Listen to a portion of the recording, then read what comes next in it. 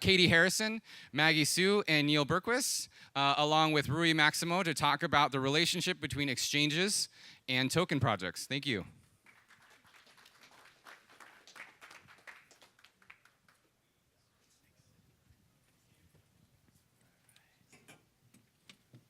All right, everyone. Great to have you here. We got Katie, Maggie, and Neil. So I'd like to give them a little bit of time here to introduce themselves, tell us about a little bit about themselves and the company they represent. Hi, I'm Katie. I'm from Bittrex, a token trading platform that was founded in 2014 by 3 founders, Richie, Rami, and Bill. And that's actually how I came to Bittrex. I knew all 3 of them from Amazon Information Security. I've been at Bittrex about a year. And so before that, in information security, mostly security assessments in the financial industry and gaming. And, what I do there. I am director of program management, and mostly I focus on our token management team, so token listings, evaluation, compliance, and market listings. Good afternoon, everyone. My name is Maggie Shu, and I'm on the business development team at AirSwap. AirSwap is a decentralized token trading network for ERC20 tokens. We have almost 70 tokens available for trade on the network. I'm also representing Fluidity, which is our parent company, and Fluidity is a full stack asset tokenization and trading platform for real-world security tokens. Prior to that, I was at Zappos, the e-commerce company in Las Vegas. I was there for about 3 years, working as chief of staff to the CEO, and became interested in blockchain through kind of the self-organized governance structure that we had there, which was called Holacracy. So kind of came into it through the governance side and then ended up on the trading side. Great. I'm Neil Berquist. I'm the co-founder CEO of CoinMe. We are a blockchain technology company focused on disrupting financial services. Started back in 2014 with Bitcoin ATMs. We actually were the first licensed Bitcoin ATM in the United States when we opened up May 1st actually in Belltown in 2014. And then I've slowly grown to build a national network of machines and then also offering crypto advisory services. So anyone who wants to buy or sell digital assets, we have a team to educate and process orders, and we can do unique things like crypto IRAs or 401ks for Bitcoin as well. So really evolving into bringing cryptocurrencies and digital assets into the world of financial services. Awesome, great.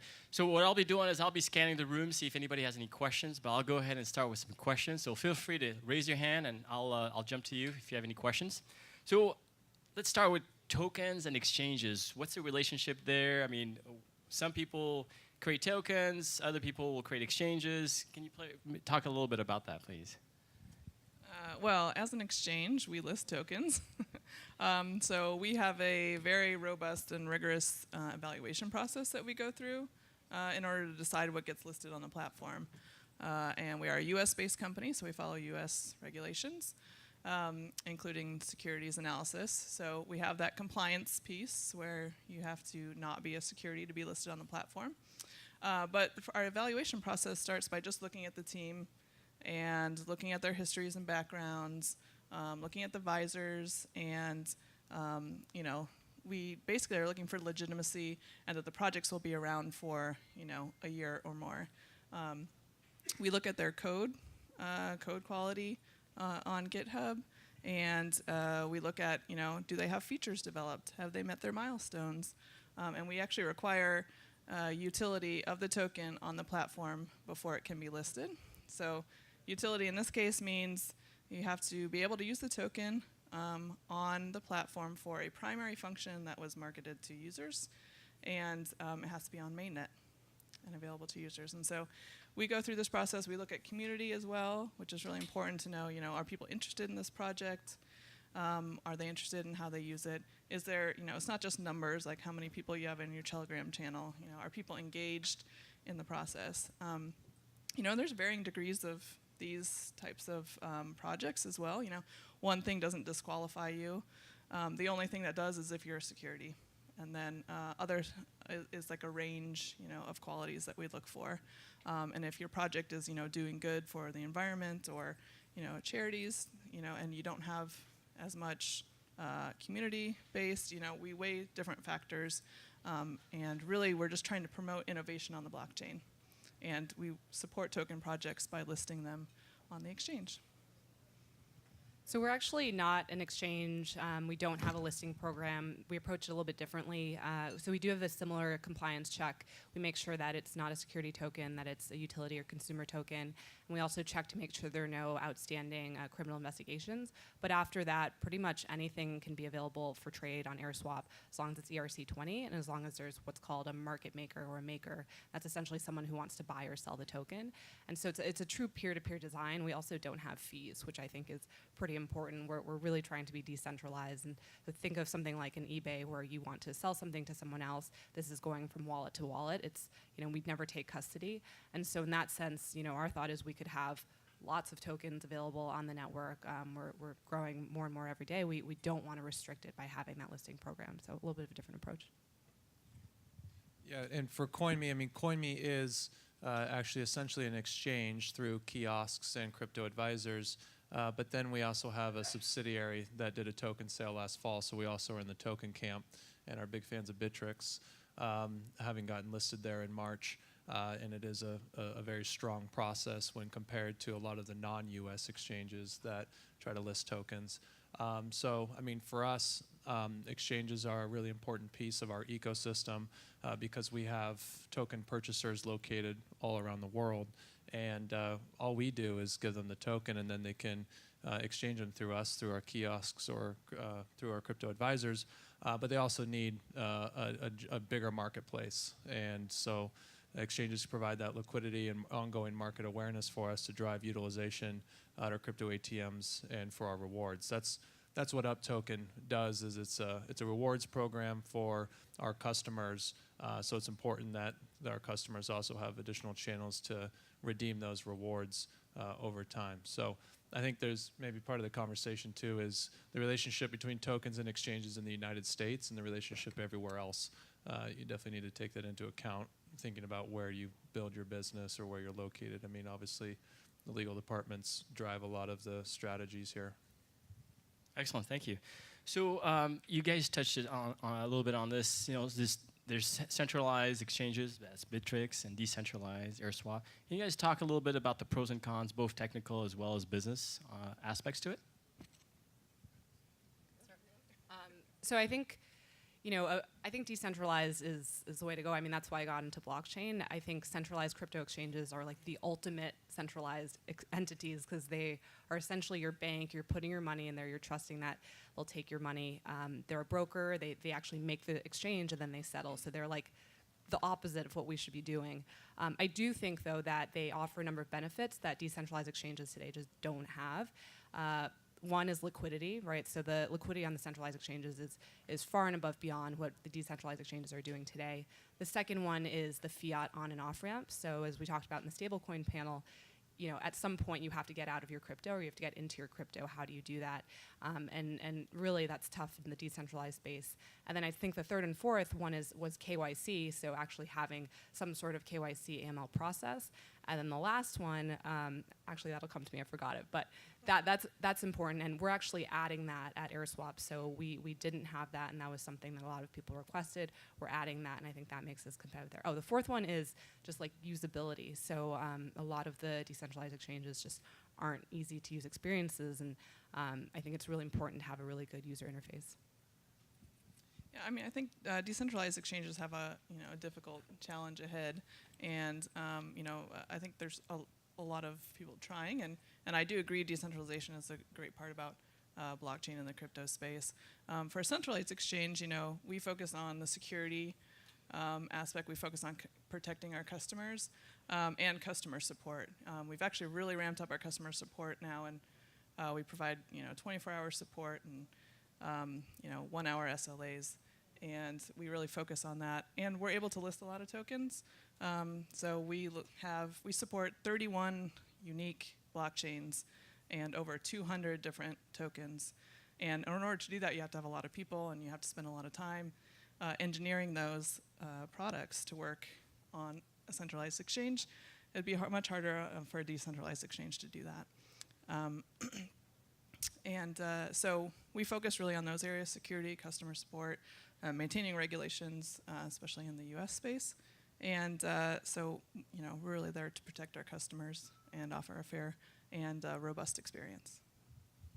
Yeah, if I were to say anything, I think it just comes down to the market and customers and what they're looking for.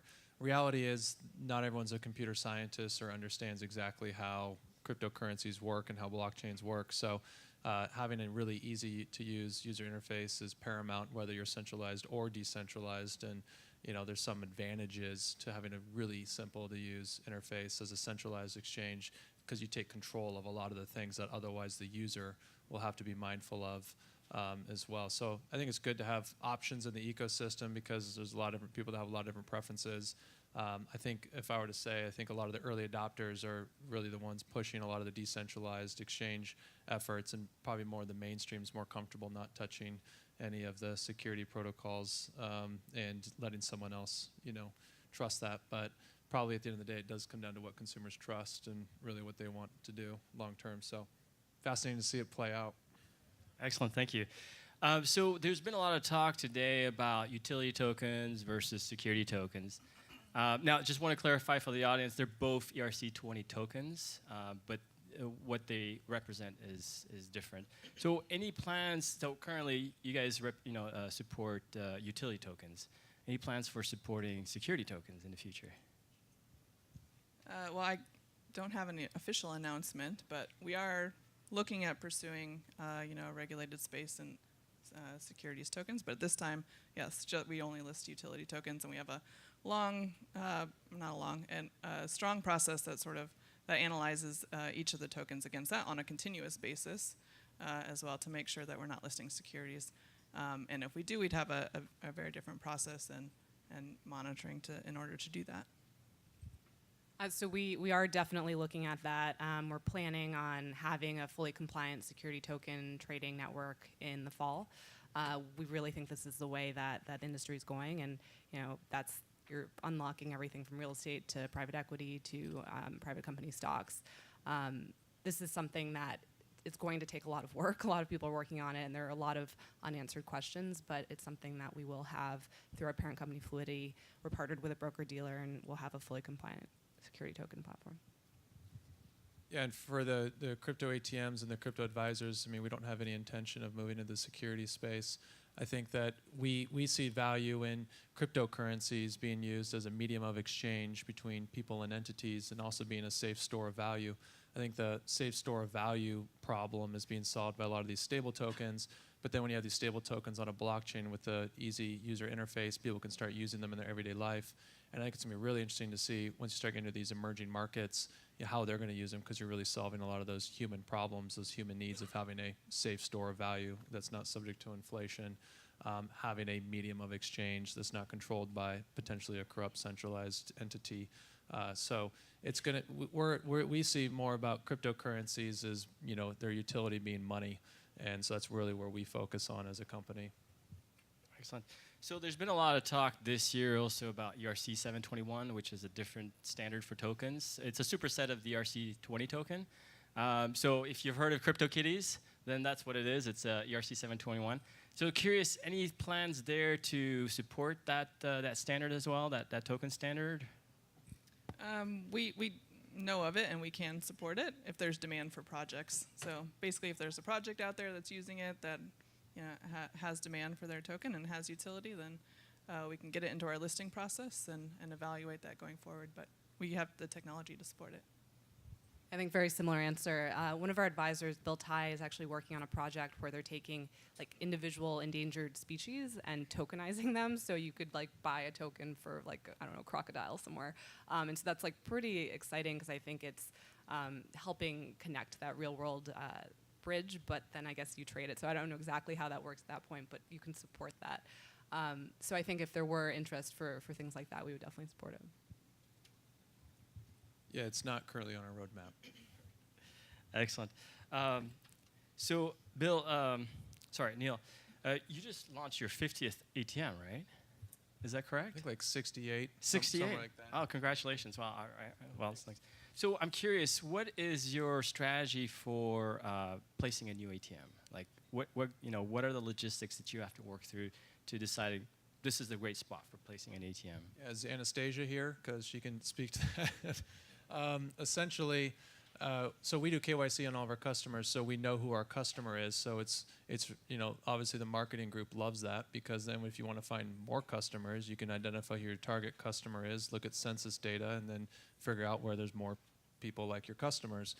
So we do a lot of heat mapping and play with Tableau, and are able to find zip codes that are the right group for our target market, and then work with our portfolio of landlords and locations to be able to then negotiate deals. And then we put on the stack rank the opportunities and just go down the list with what's available for being deployed. So, I mean, it's really just a data-based approach to putting machines where there's our customer and there's a market demand for it as well.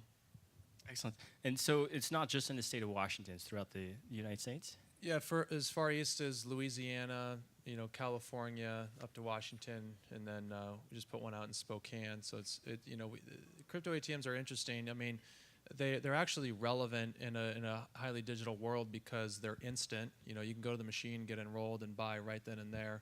I don't know what Bitrix's new client verification time. I know it's getting better, but crypto ATMs are instant. It's also insanely easy to use. I mean, like 30 seconds, you just purchased, and that's it. So we appeal kind of to a market that oftentimes they're first-time purchasers, or they might be using it for remittances. I mean, the majority of the money that's transferred to the United States is cash-based from working immigrants sending money home. It's about $125 billion a year just out of the U.S. So crypto ATMs are a great platform for that, because it's cheaper to do it through an ATM than Western Union or MoneyGram. So we have some different kind of use cases that feed up into the ATMs, which then also sets the strategy for the infrastructure and where they're going to be located. And then we can also actually just license the software and the KYC AML requirements to crypto-enable existing infrastructure. So we pursue that strategy in conjunction with our own infrastructure. The reality is the murky environment makes it that a lot of the billion-dollar incumbents already got their nice pie. They're not always willing to risk that by jumping into crypto. But we're seeing a lot of them wake up to that. So we hope to be right there when those deals happen, and it'll be us that will then hyperscale the business from a few hundred machines as us doing it on our own in the next couple quarters to thousands across the world. That's excellent. Well, certainly wish you all the best on that one. Thank you. That's great.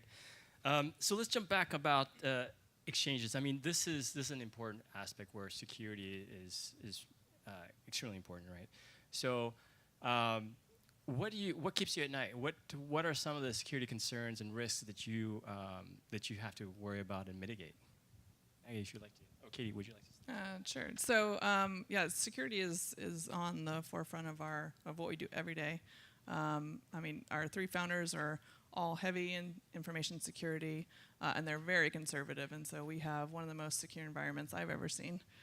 And almost all of our first hires were all information security experts. We have some of the best pen testers ever, and we build our environment so that's completely defense in depth, and very limited access to the key parts of the company. And on top of that, some of our security risks are from working with so many different code bases, so different wallets. And so we work very closely with token teams to make sure that if something is broken, they fix it. And if they are seeing attacks on their chain, that they tell us. We have robust health monitors that tell us when something looks like it's going wrong. And so we sometimes know before they do whether something is going wrong. And so we'll have immediate trips that turn our wallets off so that we protect customer funds when anything looks off with our wallets. I think for us, because it's a wallet-to-wallet solution, the security kind of gets pushed back to the customer or the user in some ways, and so I think it's more on the education of that and wallet management. I think as additional custody solutions come online, it'll be interesting to see how some larger institutions, if they want to actually, as we were talking about earlier, be in control of that, or if they want to just send it to someone else and have them make that trade. So I think we'll see kind of this bifurcated model of both decentralized and centralized trade. Yeah, definitely a top priority for the organization from day one, and really just architecting it in such a way to just reduce your risk factors. And oftentimes it does require some manual processes and things like that that operationally might slow you down, but obviously you can't be a centralized warehouse of digital assets and not have security be number one, and really being able to parlay that trust. As a licensed money transmitter, as is Bittrex, we have to do third-party audits, and I think that really further protects the consumer. Obviously, security is a top concern because we want to stay in business and protect our consumers, but now you have these regulator agencies that just double-check by having to do these third-party reviews. So it's a good thing, assuming that you're not in your early stages of starting up and might not have the money for it, but it's important to prioritize that, and then also having the state also prioritize it and further protect the consumers here, which isn't true in every state. You in Washington State are more protected due to the DFI's involvement in this space. Excellent. I want to open up to the audience if anybody has any questions. John. Who do you think will buy Coinbase? I don't know. Any speculations? Nobody? Anybody Other than knows? Facebook, or that's the. What are they, $7 billion now? $6 billion? Are they selling? Are we always all? Next question. Thank you. I'd like to hear from the exchanges on what their treatment is of utility token exemptions that people may claim, say, in Malta or Wyoming, and how do you evaluate those when you are judging whether to accept the token or not for listing? So we still use any,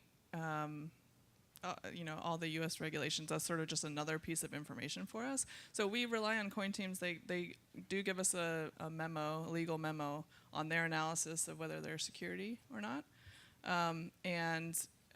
But we also do our fully independent with external counsel evaluation on those facts. And so it's just sort of another factor that plays into it.